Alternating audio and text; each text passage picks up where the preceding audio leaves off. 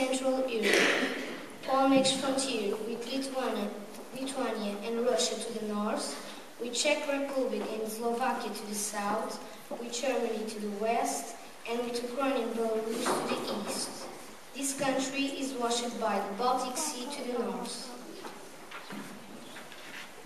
The official language of Poland is Polish.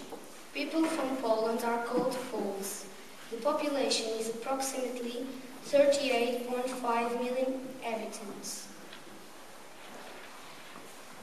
The capital of Poland is Warsaw. The flag consists of two bands, one red and one white. Between them, there is an eagle with a crown on his head. The first monument is St. Florian's Gate. It is situated in Krakow. It was built in the 14th century.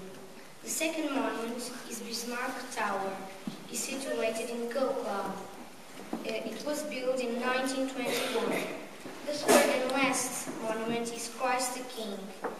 It is situated in Svobodzin. It was built in 2010. The first picture is a castle above the lake. The second picture are valleys in the summer.